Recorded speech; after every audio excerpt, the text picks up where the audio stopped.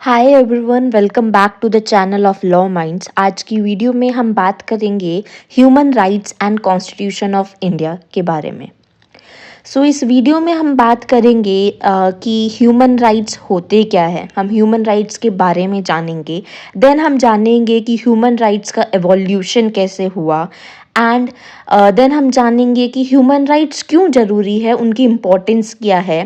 Then will talk about human rights and constitution of India, यानी कि human rights in the constitution of India. So let's start this video. Firstly, we'll talk about what are human rights. Human rights are basically a basic rights जो कि available होते हैं to any human beings by virtue of its birth in human race, यानी कि उस किसी भी व्यक्ति के पास वो राइट्स जो कि उसके मानव जाति में जन्म लेने के आधार पर प्राप्त होते हैं, उन्हें बोला जाता है ह्यूमन राइट्स। यानी कि ये सबके ऊपर अप्लाई होते हैं रिगार्डलेस उनकी नेशनैलिटी, एथनिसिटी, रिलीजन, जेंडर या किसी और भी स्टेटस को कि रिगार्डलेस ये सब पर अप्लाई होते हैं। ये हेल्प करते हैं लोगों को डिस्क्रिमिनेशन, क्रुएलिटी, अब्यूज होने से बचाने में। नेक्स्ट हम बात करेंगे एवोल्यूशन ऑफ ह्यूमन राइट्स के बारे में, यानी कि ह्यूमन राइट्स जो है कहाँ से इवॉल्व हुए, उनका ओरिजिन कैसे हुआ। हालांकि ऐसी कोई पर्टिकुलर डेट और इवेंट नहीं है जिसको हम कह सकते हैं कि इधर से जो है ह्यूमन राइट्स का एवोल्यूशन शुरू हुआ। बहुत सारे हिस्टोरिकल कॉन्ट्रीब्यूशंस है, जैसे कि Magna Carta of 1215, bill of rights 1688, US declaration of independence of 1776, जो कि हेल्प करती है in tracing the evolution of human rights. Also जो वर्ल्ड वॉर्स हुई थी, जो दो वर्ल्ड वॉर्स हुई थी, फर्स्ट वर्ल्ड वॉर जो कि 1914 टू 1918 तक चली एंड सेकेंड वर्ल्ड वॉर जो 1939 से 1941 तक चली, इसको जो है भी एक ह्यूमन राइट मूवमेंट के एवोल्यूशन का हम पॉइंट मान सकते हैं, क्योंकि इस टाइम पे जब ह्यूमन डिग्निटी अपने लोएस्ट पॉइंट पे थी तो ह्यूमन राइट मूवमेंट्स जो है वो काफ़ी तरह से एमर्ज हुए। ऑल्सो अगर हम इंडिया की बात करें तो एंशंट इंडिया में भी ह्यूमन राइट्स के बारे में जो है बात हुई है। हिंदू होली लिटरेचर्स जैसे कि गीता, वेदास, अर्थशास्त्र, धर्मशास्त्र, इनमें भी जो है ह्यूमन राइट्स के प्रोविजंस के बारे में बात हुई है। मुस्लिम मोनार्क्स जो थे जो कि इंडिया पे रूल कर रहे थे, जैसे कि अकबर, जहांगीर, ये भी जो है काफ़ी ज़्यादा कंसर्न थे for the human rights. Early British era में भी जो है ह्यूमन राइट्स के वायलेशन के बारे में बात हुई है एंड इसी तरह से जो ह्यूमन राइट्स का एवोल्यूशन जो है वो शुरू हुआ है।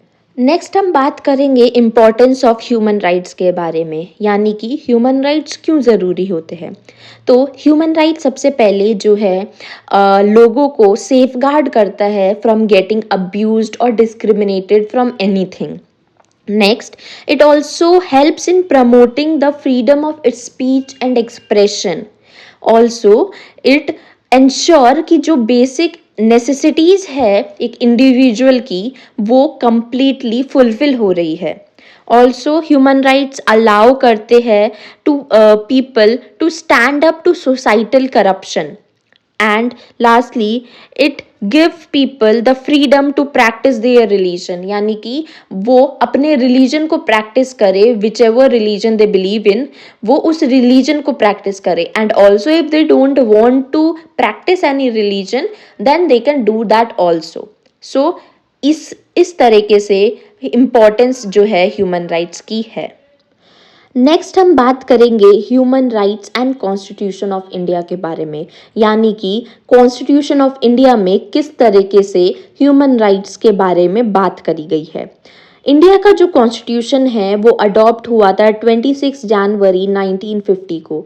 ये वर्ल्ड का सबसे बड़ा कॉन्स्टिट्यूशन है एंड सबसे बल्कि कॉन्स्टिट्यूशन है। इसमें अराउंड 395 आर्टिकल्स है एंड 8 स्केड्यूल्स है। जो प्रियम्बल है इंडिया के कॉन्स्टिट्यूशन का, वो डिस्क्राइब करता है इंडिया को as a sovereign, socialist, secular and democratic republic, जिसमें डेमोक्रेटिक का मतलब है यानी कि जो गवर्नमेंट की अथॉरिटी है वो लोगों की विल पर डिपेंड करती है। ऑल्सो ये कन्वे करता है इक्वालिटी, रिगार्डलेस लोगों की रेस क्या है, किस रिलीजन से वे बिलोंग करते हैं, कौन सी लैंग्वेज वो बोलते हैं, उनका जेंडर क्या है, वो किस कल्चर को फॉलो करते हैं, इन सब के रिगार्डलेस जो है इक्वालिटी है। ऑल्सो जो universal declaration of human rights है वो भी एक सिग्निफिकेंट इम्पैक्ट क्रिएट करता है on the part 3 of the constitution which mainly talks about the fundamental rights. Also जो फ्रेमर्स थे इंडियन कॉन्स्टिट्यूशंस के वो काफ़ी ज़्यादा इन्फ्लुएंस थे with the concept of human rights and therefore in the part 3 of the Indian constitution they give a detailed description about it. And further on जो part 4 है Indian constitution का which mainly talks about the directive principles of state policy, ये भी reflect करता है the AIIMS, aspiration, sentiments and goals of the movement. Also जो constitution के फोरबियर्स थे they were wise enough to include non-justiciable human rights as directive principles.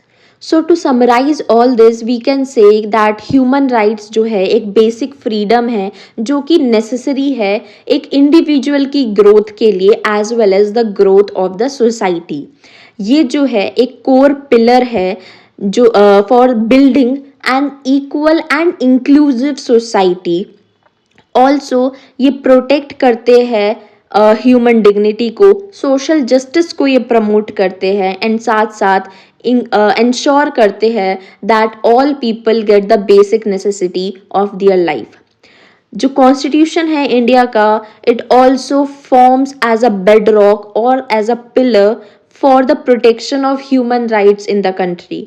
ये एक robust framework जो है प्रोवाइड करता है for safeguarding the dignity, liberty and equality of the individual. So that is all about today's videos. I hope you like the video. If you do so, please like the video and subscribe to the channel below, and also comment down your thoughts or any question regarding it. Thank you so much.